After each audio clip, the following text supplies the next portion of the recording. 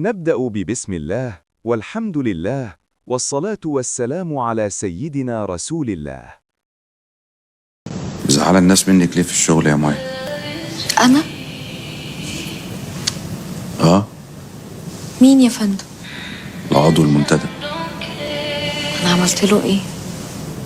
عديتي من جنبه وما عبرتيهوش. أنا آسفة يا فندم. هدلعه لحضرتك. اسمع القصة دي كويس وتخيل معايا السؤال ده: هل ممكن فيلم واحد يغير طريقة تفكير جيل كامل؟ ولا احنا اللي بنسلم نفسنا بإيدينا؟ خلينا نبدأ من الأول بهدوء عشان نفهم الحكاية صح. القصة كلها بدأت لما ناس كتير بدأت تتكلم عن فيلم نازل جديد، فيلم اسمه السلم والتعبان 2. الناس قالت ده ترند، الدنيا مقلوبة عليه ولازم أي حد يتكلم عنه. بس الغريب إن مش كل الناس شافته. ليه؟ عشان الفيلم اتعرض في أماكن معينة، وفي ناس كتير بره القاهرة أصلاً ما وصلهاش. وبعدين فجأة الفيلم نزل على الموبايلات، على تطبيقات كتير، وبقى في إيد أي شاب أو طفل بسهولة. هنا بقى السؤال اللي لازم نسأله: هل أي حاجة تبقى سهلة الوصول تبقى مناسبة تتشاف؟ نرجع شوية لورا ونشوف مين أبطال الحكاية. عندنا شخصية اسمها أحمد الألفي، مهندس عايش حياته بشكل معين، ومعاه ملك مراته اللي بتمثل دورها أسماء جلال. وفي شخصية تالتة أمير اللي ليه علاقة قديمة بملك. وكمان في شخصيات زي ماجد المصري وسوسن بدر وحاتم صلاح وغيرهم. القصة في ظاهرها شكلها بسيط، جواز وبعد سنين يحصل ملل. بس اللي ورا القصة هو اللي محتاج نفهمه. أحمد وملك اتجوزوا وخلفوا وعاشوا سنين، بس بعد فترة بدأ يحصل بعد بينهم. كل واحد بقى حاسس إنه مش مبسوط. طيب ده بيحصل في بيوت كتير صح؟ بس هنا بقى المفاجأة: بدل ما يحاولوا يصلحوا اللي بينهم، كل واحد فيهم قرر يعيش لوحده ويبدأ يدور على حياته بطريقة تانية.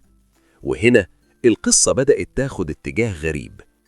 الفيلم بيعرض إن الحل للمشاكل إن كل واحد يعمل اللي هو عايزه من غير حساب. يعني لو الطرف التاني غلط، انت كمان اغلط. هل ده طبيعي؟ ولا ده بيزرع فكرة غلط؟ الموضوع موقفش عند كده. في مشاهد كتير فيها تصرفات مش مناسبة وكلام خارج، مش محتاجين نقوله بالتفصيل، لكن واضح إنه مش مناسب لكل الأعمار. والأخطر إن الكلام ده بيوصل لمين؟ لشباب صغير ممكن يكون عنده 12 أو 13 سنة. تخيل طفل يشوف علاقات بالشكل ده، هيفهم إيه؟ هيتربى على إيه؟ وهنا السر اللي ناس كتير ما خدتش بالها منه. الفيلم مش بس قصة، الفيلم بيقدم فكرة، والفكرة دي بتقول اعمل اللي انت عايزه ومفيش حدود. طيب لو كل واحد عمل كده، الدنيا هتبقى عاملة ازاي؟ خلينا نكمل. ملك بعد ما بعدت عن أحمد بدأت تتغير، تحاول تثبت لنفسها إنها لسه مرغوبة، وتصرفات هدفها تغيظه. وأحمد ولا كأنه مهتم، هو كمان بدأ يعيش حياته بطريقته. يعني الاتنين بدل ما يصلحوا دخلوا في دايرة أكبر من المشاكل. وهنا بقى اللحظة اللي تقلب القصة. أمير يرجع تاني، الحب القديم يظهر، والقلب يبدأ يلعب دور. السؤال هنا: هل الماضي لما يرجع بيصلح ولا بيبوظ أكتر؟ الفيلم بيورينا إن كل حاجة ممكنة، بس ما بيوريناش العواقب بوضوح. وده أخطر حاجة، لأن اللي بيتفرج ممكن ياخد الفكرة وما يشوفش نتيجتها. نقف لحظة هنا ونسألك سؤال مهم: لو حد شاف النوع ده من القصص وهو صغير، هيتعلم إيه عن الجواز؟ عن الحب؟ عن الصح والغلط؟ نكمل. الفيلم كمان بيعرض حياة فيها رفاهية كبيرة، منتجعات وسهر وحياة بعيدة عن واقع أغلب الناس. وده بيخلق صورة مش حقيقية، شباب يشوفها ويقارن نفسه بيها ويحس إنه ناقصه حاجة، مع إن الحقيقة غير كده خالص. طب ليه النوع ده من الأفلام بينجح؟ هل عشان القصة ولا عشان الجدل؟ الحقيقة إن الجدل هو اللي بيكسب. كل ما الناس تتكلم كل ما الفيلم ينتشر أكتر، حتى اللي ما شافوش يبقى عندهم فضول يشوفوه. وهنا بقى الخطورة الحقيقية، إن الانتشار مش معناه إن الحاجة صح، ولا النجاح معناه إن الرسالة مفيدة. خلينا نبص على مقارنة بسيطة. زمان كان في أفلام بتحكي قصص عن الناس، عن الشغل، عن التعب، عن الكفاح. أفلام تخليك تتأثر وتفكر وتتعلم. دلوقتي بقى التركيز على جذب الانتباه بأي طريقة. طيب، هل ده تطور ولا تغيير في الاتجاه؟ نرجع للقصة. في الآخر كل شخصية ماشية في طريق، لكن مفيش حد باين إنه فعلا مرتاح. وده أهم درس في الحكاية، إن الحرية من غير حدود ممكن تضيع الإنسان. والنهاية مش نهاية سعيدة ولا حزينة بشكل واضح، لكن نهاية تسيبك بسؤال كبير: هو إحنا رايحين على فين؟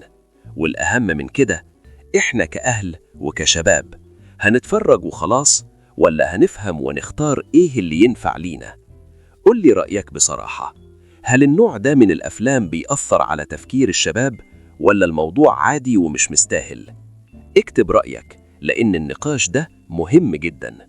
بس قبل ما تمشي، في نقطة أخيرة لازم نقف عندها شوية. إحنا دلوقتي بقينا بنشوف المحتوى ده بشكل يومي، بقى عادي، بقى متكرر. وده أخطر من أي حاجة تانية، لأن الحاجة الغلط لما تتكرر العقل بيبدأ يتقبلها. يعني اللي كان زمان غريب بقى النهاردة عادي. طيب، تخيل بقى طفل كبر وهو شايف ده الطبيعي، هيطلع شايف الدنيا إزاي؟ وهنا بقى السؤال الصعب: هل المشكلة في الفيلم ولا في اللي بيسيب الباب مفتوح من غير مراقبة؟ يعني هل نلوم اللي بيقدم المحتوى، ولا نلوم نفسنا إننا سايبين أولادنا لوحدهم قدام الموبايل؟ الموضوع مش أبيض واسود، بس لازم نفهم إن كل حاجة ليها تأثير، حتى لو التأثير مش باين دلوقتي هيظهر بعدين. ويمكن بعد سنين نفتكر اللحظة دي ونقول هو ده كان البداية.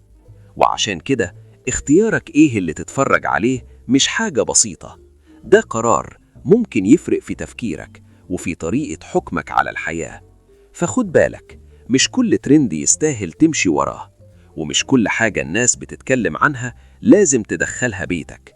اسأل نفسك دايما: أنا بستفيد إيه من ده؟ ولو الإجابة ما فيهاش فايدة، يبقى أنت كده عرفت الصح من غير ما حد يقولك. كنتم مع قناتكم كوكب الشرق، القناة الأولى في عالم الفن في الشرق الأوسط.